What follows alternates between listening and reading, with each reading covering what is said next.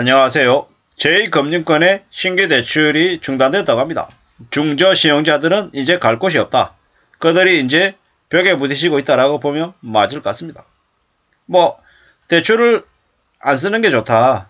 그리고 자기의 수준에 맞게 살아야 된다. 이런 얘기들은 많이 합니다. 근데 이미 급하게 급전이 필요한 사람들은 어쩔 수 없이 제2금융권에서 돈을 빌려 왔었더랍니다. 근데 이제 새로이 대출을 받기 어렵다라고 합니다. 결국에는 이러한 것들이 어떤 문제를 일으키겠습니까? 중저신용자들의 삶이 이제 초토화되는 거죠. 대출 업무를 중단한 제2금융권의 관계자는 조달금리 상승 때문에 차주들의 이자 납입 부담이 늘어나면서 건전성 관리가 중요해졌다. 녹록치 않은 시장 상황 탓에 건전성 관리가 더 중요하다는 판단에 대출 공급을 중단하고 있는 모습이다. 이렇게 얘기했습니다. 금융당국은 제2금융권의 연말까지 대출 총량 규제를 했습니다. 그렇기 때문에 이제 제축은행의 가계대출 증가율을 올해 연 10.8에서 14.8을 넘기지 않도록 했답니다. 이미 총량 규제 목표를 다 채워서 신규 대출을 지급할 수 없는 상황이랍니다. 그러다 보니까는 빠르게 대출이 가능하고 상대적으로 금리가 저렴한 인터넷 은행으로 이제 수요가 옮겨가고 있답니다.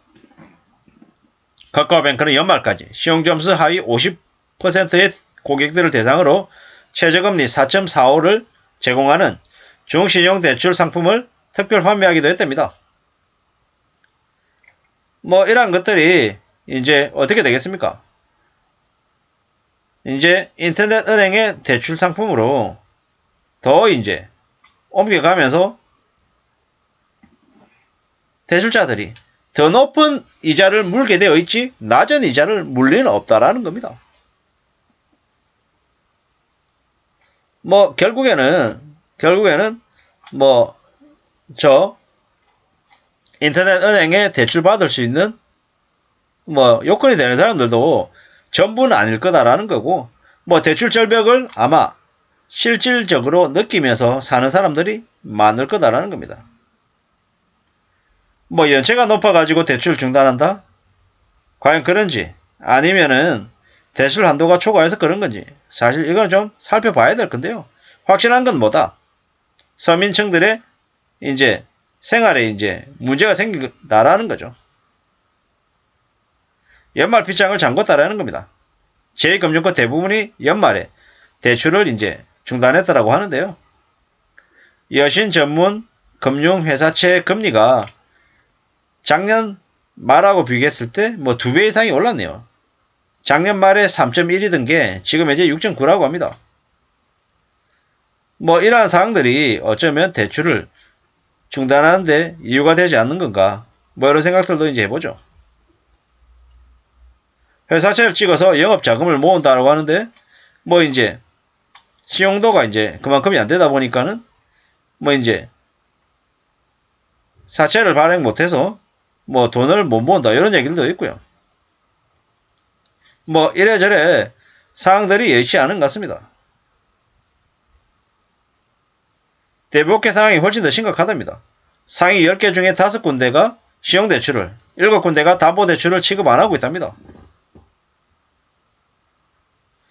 자금 조달 창구가 막혀가지고 저렇게 된 거다라는 얘기들도 있고요. 신용대출은 연체율이 급등하고 담보대출은 집값이 떨어져서 리스크 관리가 어려워졌답니다. 이게 이제 앞으로의 상황인 거죠. 법정금리가 20%에 묶여있고 3, 4%였던 조달금리가 8, 9%로 이제 치솟으니까 대출을 지급하면 역마진이 나는 상황이랍니다. 지금은 리스크 관리가 최우선이라서 조달금리가 내릴 때까지는 적어도 내년 1분기까지는 상황을 지켜볼 수밖에 없다고 이야기하네요. 이제 계속 봐야겠네요. 앞으로 어떨지. 결국에는 대출 중단 때문에 가장 연결고리가 약한 곳부터 무너진다라고 보면 맞을 것 같습니다.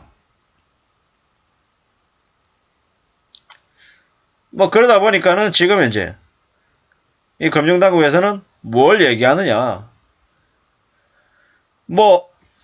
급전이 필요한 저소득층들에게 어떤 식으로든 대출이 필요한 거 맞죠. 근데 연 20%로 묶여있는 대출 최고 금리를 조정하려고 하는 거죠. 이 법정 최고 금리 20%인 걸 한때 20몇 %이던 걸 24%였나요? 그걸 20% 내린 건 많은 시민단체가 저 대출로 인해서 고통받는 사람들의 그 부담을 경감시켜주기 위해서 오랫동안 애써서 만든 결과물인 걸로 알고 있습니다. 근데 저걸 그냥 금융당국이 아무렇지도 않게 그냥 올려버리면 어떻게 됩니까? 부채로 인해서 고통받는 이들이 훨씬 더 많아질 거라는 생각이 드는 거죠. 금융당국은 저소득 저신용자들 대상으로 한 햇살론 한도와 최고금리를 높이는 방안을 검토하고 있다는데요. 저축은행들은 햇살론 취급을 꺼리고 있다고 얘기하고요. 이걸 참 어떻게 생각해야 될까? 금융당국에서는 법정 최고금리를 고정으로 묶어두는 게 아니라 기준금리 변동에 맞춰가지고 탄력적으로 조정하는 제도를 고려해야 된다. 이렇게 얘기하는데 사실 뭐가 맞고 뭐가 틀린지는 조금 고민해 볼 필요인 것 같습니다. 확실한 건 뭐다? 확실한 건 이제 더 이상 쉽게 돈을 빌릴 수 있는 상황은 아닌 것 같다라는 거죠. 그리고 그동안에 대출을 빌려오는 것들을 너무나 자연스럽게 생각하던 것들은 이제 앞으로 통용되지 않을 거다. 그렇기 때문에 이제 빚내서 뭘 하겠다라는 생각 자체를 아예 마인드를 버려야 될 것 같습니다. 어떤 식으로든 평상시 때 별일 없을 때 돈을 조금이라도 모아두고 아끼고 하는 것들을 그냥 최우선으로 적응해야 될 것 같다라는 거죠. 단돈 5,000원이든 단돈 10,000원이든 단돈 1,000원이든 아끼겠다라는 정신머리를 가져야 될 것 같습니다. 그래야 갑작스럽게 닥치는 어려움에 대응을 할 수 있을 것 같습니다. 에이 고작 1,000원 아껴가지고 뭐 하려고 구질구질하게. 왜 삶을 크게 살아야지 그렇게 구질구질하고 치사하고 치졸하게 살려고 하느냐. 이렇게 얘기하는 사람도 많습니다. 근데 확실한 건 뭐다? 그런 말에 놀아나지 말라는 말씀을 감히 드립니다. 왜냐? 삶은 어렵습니다. 힘듭니다. 삶은 냉혹한 현실이고 그 힘들고 어려운 현실을 견뎌나가고 헤쳐나가려고 그러면 어떻게 해야 된다? 정신 바짝 차려야 됩니다.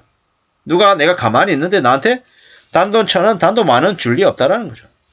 그렇기 때문에 더 정신 차리고 더 심혈을 기울이고 더 애쓰면서 지내야 된다라는 겁니다. 가만히 있으면서 갑자기 대출이 안 나왔네 어떡하네 큰일 났네 발 동동 구른다고 누가 돈 빌려주지 않는다라는 거죠.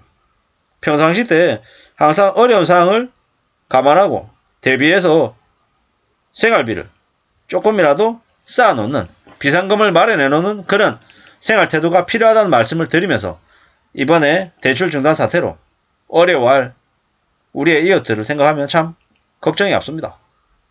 그 이웃은 그냥 남이 아닌 우리의 형제자매일 수도 있고 부모일 수도 있고 친구일 수도 있기 때문이죠. 아무쪼록 이 힘들고 어려운 시국을 잘 견뎌나가는 이들이 많아지기를 바랄 뿐입니다. 감사합니다.